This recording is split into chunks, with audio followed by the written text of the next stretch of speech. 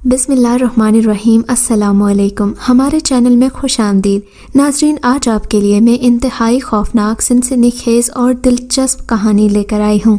लेकिन कहानी शुरू करने से पहले आपसे गुजारिश है कि अगर आप हमारे चैनल पर नए हैं तो हमारे चैनल को ज़रूर सब्सक्राइब कीजिए ताकि आपको हमारी वीडियोस सबसे पहले मिलें। ये उन दिनों की बात है जब मेरे ऊपर शऊर की एक नई दुनिया आश्कार हुई थी। मैं पहले तो एक मामूली ज़िंदगी गुजार रहा था, लेकिन जब से मजहबी रुझान मेरे अंदर बढ़ने लगा था, मैं एक और मुख्तलिफ इंसान बन गया। मैं अपने घर आता तो मुझे उलझन होने लगती। मेरे माँ बाप, बहन भाई और सारे रिश्तेदार इंतहाई मॉडर्न या यूँ कहें कि बेहया ज़िंदगी गुजार रहे थे। मैं उनमें अब घुल मिल भी नहीं सकता था। मेरी ज़िंदगी 3-4 महीनों में इतनी बदल गई थी कि अब मुझे दुनियादारी, छोटे बारीक तंग कपड़े, रंगे हुए बालों वाली लड़कियाँ, मुझे इन सब बातों से उलझन होती थी। कहाँ मैं शराब व कबाब का दिलदादा शख्स और कहाँ मजहबी रुझान वाला दाढ़ी टोपी वाला शख्स। अब मैं मुकम्मल तौर पर बदल चुका था, लेकिन दुनिया वैसी की वैसी ही थी। जब आप बदलते हैं तो लाजमी नहीं कि बाकी दुनिया भी बदल जाए। मेरे माँ बाप वैसे के वैसे ही थे। उन्हें मेरी ये तब्दीली बिल्कुल भी पसंद नहीं आई थी। इन्होंने मुझे बहुत डांटा, बड़ी बातें सुनाई और कहा कि तुमने हमारे ख़ानदान का नाम ख़राब कर दिया है। हम इतने पढ़े लिखे लोग हैं और तुम अपना ये क्या हुलिया बना कर बैठ गए हो। तुम कोई देवदास या मजनू हो क्या? तुम्हें किसी के इश्क ने ऐसा बना दिया है? अगर ऐसी कोई बात है तो हमें बताओ, हम उसके घर रिश्ता ले जाएंगे। हम तुम्हें किसी भी लड़की का हाथ थमा सकते हैं। हम बहुत अमीर हैं, हमारे इख्तियार में दुनिया की हर चीज़ है। माँ बाप की ये कुफरिया बातें सुनकर मैं कानों को हाथ लगाता। अम्मा को बहुत समझाता कि ऐसी कोई बात नहीं है, आप परेशान मत हों। मैं कौन सा कोई मुजावर बनकर मज़ार पर बैठ गया हूँ कि आप कहने लगी हैं कि इश्क का रोग लग गया है। मैंने तो बस दाढ़ी रखी है, सुन्नत के मुताबिक कपड़े पहनना शुरू कर दिए हैं और आप लोग ऐसा बर्ताव कर रहे हैं जैसे मैं पागल नफ्सियाती मरीज़ हो गया हूँ। अम्मा अब्बा मेरी बातें सुनकर और चिढ़ गए। पहल तो ये इख्तिलाफ़ात सिर्फ़ मुझ तक महदूद थे। फिर अम्मा अब्बा ने ख़ानदान के बाकी लोगों की भी ये ज़िम्मेदारी लगा दी कि वो मुझे समझाएं, मुझे ज़िंदगी का सही रास्ता दिखाएं। मुझे उन लोगों पर गुस्सा आता था क्योंकि गलत राह पर तो वो चल रहे थे, मैं तो सीधे रास्ते पर था। फिर इनको कोई हक़ तो नहीं था कि मुझे इस तरह की बात करते और पागल नफ्सियाती मरीज़ के तौर पर मुझे देखते, मेरे साथ उठते बैठते। अम्मा अब्बा की नफ़रत आहिस्ता आहिस्ता बढ़ती गई थी। पहले तो ये सिर्फ़ बेजारी थी, अब उनकी नफ़रत खुलकर मेरे सामने आने लगी थी। शायद इसलिए कि उन्हें इस नज़रिए से ही इख्तिलाफ़ था। वो हरगिज़ नहीं चाहते थे कि उनके बेटे को कोई मौलवी कहे और वो अपने मॉडर्न दोस्तों के सामने शर्मिंदा हों। मैंने भी अपनी ज़िद नहीं छोड़ी, अलबत्ता मैंने वो घर छोड़ दिया जहाँ अल्लाह और उसके रसूल का नाम लेने वाला भी कोई नहीं था। मैं जिस नई जगह पर आया था, ये कोई जगह या कोई ठिकाना, कोई हॉस्टल वगैरह नहीं था। हुआ यूँ कि ये शाम का वक्त था जब मैं अपने घर से हमेशा के लिए निकलने का इरादा करके गलियों और सड़कों पर खाली घूम रहा था।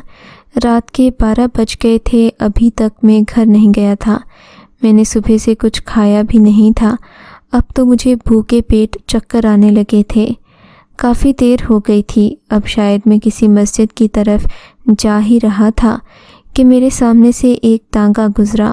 तांगे पर एक बूढ़ा सा आदमी बैठा हुआ था जिसकी दाढ़ी सफ़ेद थी और वो बहुत खुश अखलाक लग रहा था क्योंकि उसने मुझे देखते ही मुस्कुराकर मेरी तरफ हाथ बढ़ाया था।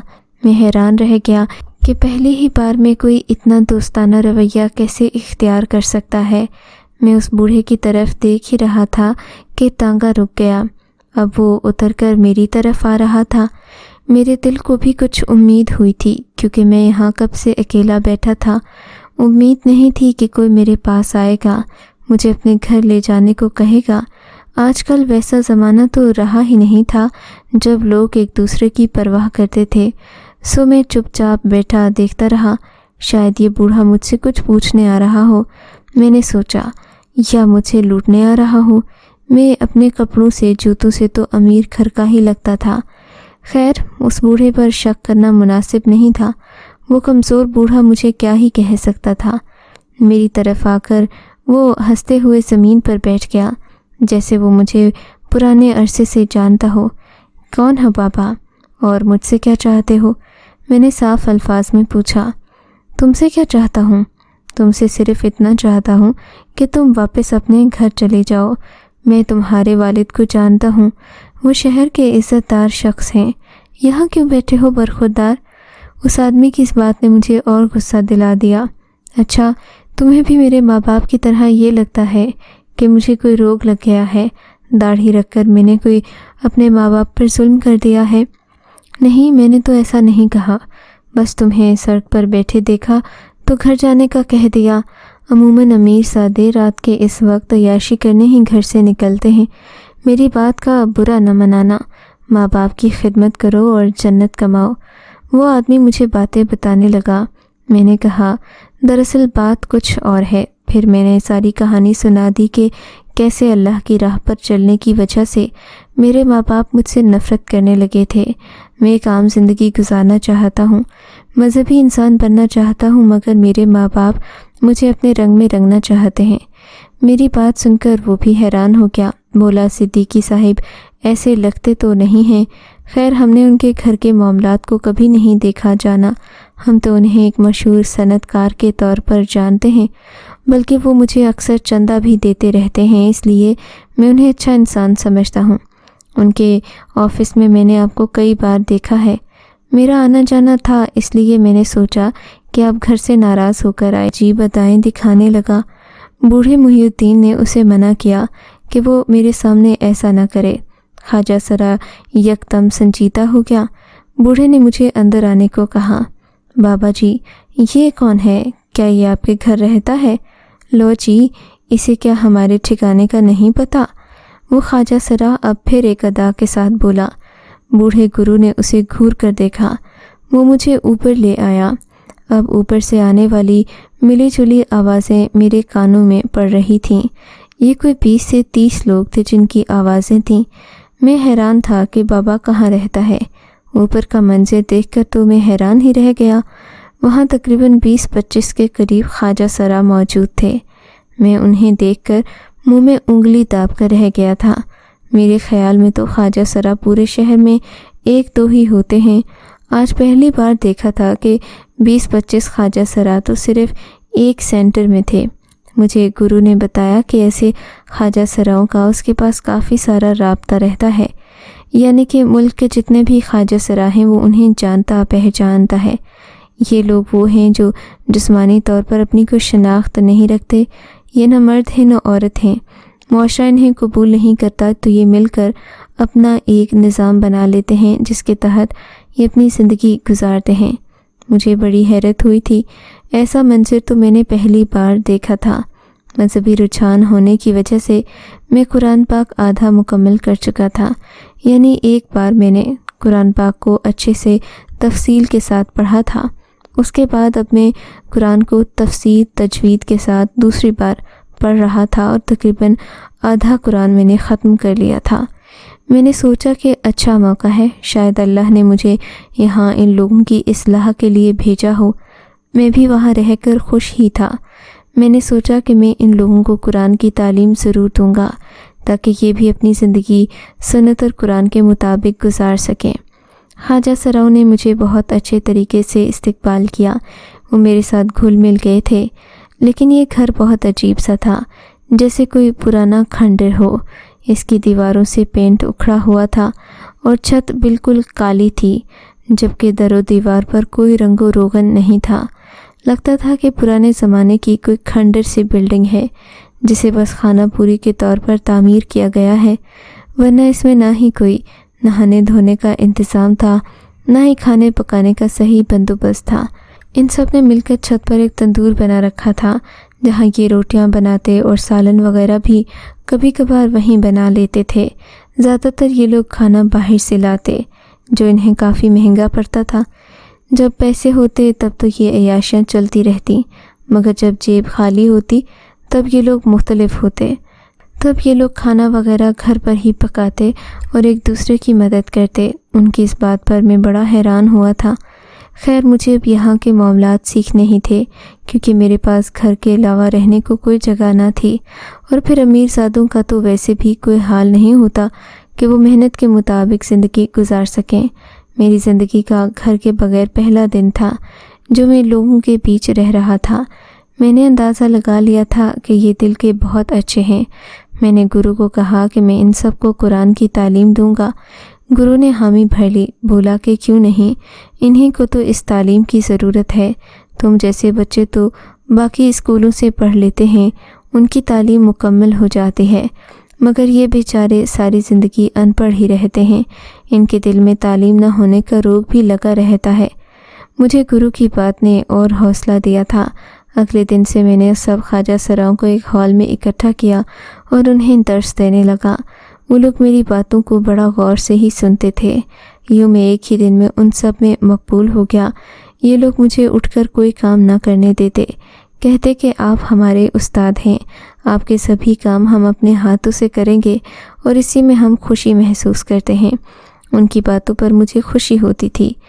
خیر سے اب یہ لوگ میرے ساتھ گھل مل گئے تھے، لیکن اگلے ہی دن مجھے ایک ایسی بات پتہ چلی کہ مجھے ان پر آیا ہوا سارا یقین واپس ختم ہونے لگا تھا۔ یہ کہتے کہ ہم تو اب رقص بھی نہیں کریں گے، لیکن اس گھر کی اوپر والی منزل پر ایک عورت رہتی ہے جو پوری رات ناچتی ہے، تھرکتی ہے اور گانے گاتی ہے۔ میں سمجھ گیا تھا کہ شاید یہ لوگ جان بوجھ کر بڑھا چڑھا کر بات پیش کر رہے ہیں۔ خواجہ سراؤں کی تو زندگی کا یہ ایک بنیادی عنصر ہے، وہ ہر چیز کو بڑھا چڑھا کر پیش کرتے ہیں، شاید اس لیے کہ وہ عام لوگوں کے مقابلے میں زیادہ جذباتی ہوتے ہیں۔ میں نے اس بات کو نظر انداز کر دیا تھا۔ ہم سب لوگ رات کے کھانے پر بیٹھے، ابھی تو نوالے ہی بھرے تھے کہ اوپر والی منزل سے چھن چھن کی آوازیں آنے لگیں۔ مجھے بڑی حیرت ہوئی کہ یہ آوازیں آ کہاں سے رہی ہیں۔ میں نے غور سے اس طرف دیکھا جہاں سے آواز آ رہی تھی۔ میری نگاہوں کے تعاقب میں باقی سب نے بھی اس طرف دیکھا۔ میں نے حیرت سے ان کی طرف دیکھا تو بولے، یہی ہے استاد جی، یہی وہ عورت ہے جو رات رات بھر ناچتی رہتی ہے۔ اس نے آج تک کسی کو اپنا چہرہ نہیں دکھایا۔ اب تو ہم یہی مانتے ہیں کہ یہ کوئی انسان نہیں، ایک غیر مرئی مخلوق ہے، کیونکہ یہ رات کو ناچتی تھرکتی ہے۔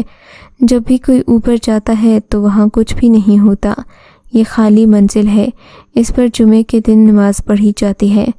آپ کو پتہ ہے اس عورت نے کئی بار ہمیں ڈرایا ہے، یہ کون ہے کیا ہے ہم بھی نہیں جانتے، مگر آپ کی آنے کی وجہ سے ہمیں حوصلہ ضرور ہوگا۔ خواجہ سراؤں کی بات سن کر میں حیران تھا کہ آخر کیا یہاں بھی جن بھوت کا معاملہ ہے؟ یہ تو بہت سارے لوگ مل کر رہتے ہیں، پھر جنات انہیں کیسے تنگ کر سکتے ہیں؟ خیر میں نے زیادہ اسی طرح کی باتیں نہیں کیں کہ کہیں یہ لوگ برا نہ مان جائیں۔ خیر میں نے گرو سے پوچھا کہ یہ عورت جس کی قدموں کی آواز نیچے تک آ رہی تھی، یہ واقعی میں کوئی سایہ وغیرہ ہے یا ان لوگوں نے اپنے پاس سے باتیں گھڑ کر مجھے سنائی ہیں؟ گرو کہنے لگا کہ یہ لوگ جھوٹ نہیں کہتے، اس معاملے میں ان کا موقف بالکل سچ ہے۔ میں بھی یہاں 10 سال سے رہ رہا ہوں، میں نے ان سب کی پرورش اپنے ہاتھوں سے کی ہے، اسی وجہ سے میں یہ بات یقین سے کہہ سکتا ہوں کہ جو بھی ان لوگوں نے تمہیں بتایا ہے وہ صحیح ہے۔ پہلے میں بھی اس بات کو مذاق سمجھتا تھا، مگر یہ چھن چھن اور یہ چوڑیوں کی کھن کھن میں نے کئی بار اپنی آنکھوں سے سنی ہے۔ یہ کوئی عورت ہی تو ہے جو یہاں رہتی ہے۔ کافی عرصہ تو یہ خاموش رہی تھی، مگر کل سے تم آئے ہو تو تب سے یہ سلسلہ پھر شروع ہو گیا ہے۔ یہ کہہ لو کہ 3 سال بعد ایسا ہوا ہے۔ اس شخص کی بات نے مجھے حیران کر دیا۔ میرے آنے سے ہی یہ سلسلہ کیوں شروع ہوا؟ کیا میرے آنے کا اس کی خوشی سے کوئی تعلق ہے؟ میں نے شرارت بھری ہنسی سے اسے دیکھا تو وہ بھی ہنس پڑا۔ ہاں مجھے لگتا ہے کہ یہ تمہارے عشق میں پاگل ہو گئی ہے۔ چلو ٹھیک ہے، میں کل اوپر والے کمرے میں رات بھر گزاروں گا، دیکھوں گا کہ یہ کون ہے جو میری عاشق ہو گئی ہے۔ میں یہ بات کر کے اندر کمرے میں آ گیا۔ گرو مجھے روکنے لگا کہ میں ایسا نہیں کر سکتا، ایسا نہ ہو کہ وہ میری جان کے درپے ہو جائے۔ پھر میں اسے کیسے ہی سنبھالوں گا اور کیا کہہ کر اس گھر میں رہنے کی بات کروں گا، کیونکہ یہ مخلوق جس پر عاشق ہو جائے یا جس کی دشمنی پر اتر آئے یہ اس کے لیے زندگی مشکل کر دیتے ہیں۔ بہتر ہے کہ تم ان کاموں میں نہ پڑو۔ مگر میرے سر پر تو جنون سوار تھا۔ میں جاننا چاہتا تھا کہ جو میری عاشق ہے آخر وہ کون ہے، کیا چاہتی ہے مجھ سے۔ میں ان باتوں پر یقین نہ رکھتے ہوئے بھی اگلی رات اس کمرے میں چارپائی بچھا کر لیٹ گیا۔ مجھے نیند آنے کا انتظار بھی تھا، اور اس کا بھی جو ہمیں اس گھر میں تنگ کر رہی تھی، جس کی وجہ سے سبھی لوگ ڈرے ہوئے تھے۔ میں اس ڈر کو نکالنا چاہتا تھا۔ مجھے اس سے ملنے کے شوق سے زیادہ اس بات سے غرض تھی کہ میرے باقی ساتھی یہاں ڈرے نہیں، وہ خود کو محفوظ تصور کریں۔ اسی وجہ سے میں نے اپنے پاس ہی چارپائی کے ساتھ ایک ڈنڈا رکھ لیا۔ سوچا کہ اگر کوئی آیا تو میں اس ڈنڈے سے ضرور اس کی دھلائی کروں گا۔ ابھی مجھے سوئے ہوئے تھوڑی دیر ہی گزری تھی کہ مجھے اپنی چارپائی کے پاس کسی کا احساس ہوا۔ میں نے آنکھیں کھولیں تو دیکھا سامنے ایک خوبصورت لڑکی بیٹھی ہوئی تھی۔ اس نے اپنا ایک ہاتھ میرے ماتھے پر رکھا ہوا تھا۔ میں یہ دیکھ کر ہڑبڑا گیا۔ تم کون ہو؟ میں نے پوچھا تو وہ لڑکی اس بات کا جواب دینے کی بجائے میری طرف بڑھی۔ کون ہو؟ مجھے بتاؤ تو صحیح، میں نے اس کا ہاتھ پکڑ کر روکتے ہوئے کہا تھا۔ میں کون ہوں؟ میں تو تمہاری وہ شاگرد ہوں جسے تم یاد بھی نہیں کرتے۔ وہ لڑکی ایک نازو ادا سے بولی۔ تم کہاں سے آتی ہو؟ میں نے اگلا سوال کیا۔ میں اسی گھر میں رہتی ہوں۔ میں بھی ان لوگوں کی طرح اس گھر کا حصہ ہوں، مگر یہ لوگ مجھے اپنانا نہیں چاہتے، صرف اس لیے کہ میں عورت ہوں، اور یہ مکمل عورتیں نہیں ہیں۔ میں تمہاری بات سے اتفاق نہیں کرتا۔ میری بات پر لڑکی ہنس پڑی۔ میں نے ان لوگوں کے ساتھ گھلے ملنے کی بہت کوشش کی، مگر یہ مجھے اپنے ساتھ اٹھنا بیٹھنا پسند نہیں کرتے۔ یہ کہتے ہیں کہ تم ایک سایہ ہو، تم ہمارے ساتھ بیٹھ نہیں سکتی۔ کچھ تو میرے وجود پر یقین ہی نہیں کرتے۔ یہ کہہ کر وہ رونے لگی۔ یہ لوگ دل کے بہت اچھے ہیں۔ میں نے ان کی سفارش کی۔ ہاں، مگر زبان کے بہت کڑوے ہیں۔ یہ اپنے دکھوں کا بدلہ مجھ سے لیتے ہیں۔ مگر تم ہو کون؟ میں نے ایک بار پھر پوچھا۔ میں اسی گھر میں رہتی ہوں۔ میں کسی کو نظر نہیں آتی۔ اگر نظر نہیں آتی تو پھر ان لوگوں سے یہ توقع کیوں کرتی ہو کہ وہ تمہیں عزت دیں؟ میرے کہنے کا مطلب ہے کہ یہ لوگ میرے بارے میں عجیب عجیب باتیں کرتے ہیں۔ وہ یہ کہہ کر رونے لگی تھی۔ اچھا رو نہیں، مجھے بتاؤ کہ تم مجھ سے کیا چاہتی ہو؟ میں اندر ہی اندر دل میں پریشان بھی تھا کہ میں نے جو سوچا وہ واقعی سچ ہو گیا، لیکن میں یہ بھی جاننا چاہتا تھا کہ کہیں یہ سب جھوٹ تو نہیں ہے۔ یہ لڑکی جو باتیں کر رہی ہے یہ سچ ہے یا پھر اس بات کو کرنے کا کوئی خاص مقصد ہے؟ پھر مجھے لگا کہ کہیں یہ کسی دوسرے گھر سے نہ آتی ہو۔ تم نے کہا کہ تم میری شاگرد ہو۔ اس لڑکی نے مجھے ساری تفصیل بتائی کہ کیسے وہ میرا آواز سن کر یہاں آئی اور کیسے اسے میں اچھا لگ گیا۔ میں نے کہا اگر تم مجھ سے اتنی ہی محبت کرتی ہو تو میں تمہیں جو سبق دوں گا وہ کل یاد کر آنا۔ میری بات پر وہ بہت خوش ہو گئی، بولی اگر میں نے یہ سبق یاد کر لیا تو کیا آپ مجھے اپنا لیں گے؟ میں بس آپ سے دوستی کروں گی، آپ سے 2-4 باتیں کروں گی، پھر اپنے گھر چلی جایا کروں گی۔ میں آپ سے کوئی بھی فرمائش ایسی نہیں کروں گی جو آپ پوری نہ کر سکیں۔ اس کے یہ محبوبانہ جملے مجھے اس وقت اچھے نہیں لگ رہے تھے۔ میں عورت کا یہ روپ دیکھنا ہی نہیں چاہتا تھا کہ وہ کسی مرد کی منت کرے۔ عورت تو عزت کے لیے پیدا کی گئی ہے، مرد اس کی عزت کرتا ہے۔ مجھے ایسی بھیک مانگتی، محبت کے لیے تڑپتی عورتیں پسند نہیں تھیں۔ عورت میں تو ناز نخرہ ہوتا ہے۔ میں نے اس لڑکی کو صاف انکار کر دیا۔ اگلے دن میں یہ بات بھول گیا تھا، لیکن میں اپنے ذہن میں پریشان بھی تھا کہ کہیں مولوی صاحب کی باقی سب کی باتیں سچ ہوئیں تو میں کیا کروں گا؟ دشمنی پر اتر آئی تو کیا ہوگا؟ میں اب مدرسے میں ہونے والے ان واقعات کو روکنا چاہتا تھا جس کی وجہ سے میرے اس مدرسے یعنی گھر کا ہر فرد بہت پریشان تھا۔ سب لوگ رات کے 10 بجے کے بعد اس کمرے میں آنے سے ڈرتے تھے۔ اگلی رات جب وہ میرے پاس آئی تو بہت پریشان تھی۔ کمرے میں آتے ہی مجھے کسی کے رونے کی آوازیں آنے لگیں۔ تھوڑی دیر بعد وہ ظاہر ہو گئی۔ اس کی آنکھوں میں سرخ موٹے موٹے آنسو تھے۔ مجھے معاف کر دیں، مجھ سے آپ کا دیا ہوا سبق یاد نہیں ہوا۔ میں نے بہت کوشش کی لیکن میں نہیں کر پائی۔ بس میں جانتا تھا، مجھے تو جیسے بہانہ مل گیا تھا، اب تم میری عاشق ہونے کا دعویٰ نہیں کر سکتی، یہاں سے چلی جاؤ۔ اگر تم مجھ سے محبت کرتی ہو تو دوبارہ میرے سامنے مت آنا۔ میری اس بات پر اس کی آنکھیں اور سرخ ہو گئیں، وہ رونے لگی، اسے جیسے غصہ بھی آ رہا تھا، مگر وہ بولی نہیں، خاموشی سے دوسری طرف چلی گئی۔ میں نے دیکھا پردے کے پاس ایک سنہری رنگ کا رکا گرا ہوا تھا، جسے پڑھ کر میرے دل میں ہمیشہ کے لیے ایک اداس سا جذبہ بیٹھ گیا۔ اس خط میں اس نے اپنی محبت کا اظہار کیا تھا، اس نے اپنے دکھوں کا، غموں کا اظہار کیا تھا، مگر میں ایسا کیسے کر سکتا تھا کہ انسان کی اور غیر مرئی مخلوق کی کبھی شادی نہیں ہو سکتی، وہ ایک نہیں ہو سکتے، پھر دوستی کا بھی مطلب اور مقصد تو کچھ نہیں تھا سوائے اس کے کہ میرا ایمان خراب ہو جاتا۔ میں نے اسے کبھی بھی روکنے کی کوشش نہیں کی، جبکہ وہاں رہنے والے سبھی خواجہ سرا اس بات سے واقف ہیں کہ میں نے ایک غیر مرئی مخلوق کو اس گھر سے بھگا دیا۔ وہ نہیں جانتے کہ وہ صرف اور صرف میرے عشق میں چلی ہے۔ اس نے کبھی بھی مجھ سے یہ وعدہ تو نہیں کیا کہ وہ ان لوگوں کو نقصان نہیں پہنچائے گی، مگر میں جانتا ہوں کہ محبت کرنے والا شخص، چاہے انسان ہو یا جن، وہ کبھی دھوکہ نہیں دے سکتا۔ اگر آپ کو یہ کہانی اچھی لگی ہے تو اس ویڈیو کو لائک کیجیے اور اس طرح کی مزید ویڈیوز دیکھنے کے لیے ہمارے چینل کو سبسکرائب کیجیے۔ اور ہاں، اگر آپ کی کسی دوست، رشتہ دار یا بہن کے ساتھ خدا نہ کرے ایسا کوئی واقعہ پیش آیا ہے تو ہمیں کامنٹ سیکشن میں اس کے بارے میں ضرور بتائیے۔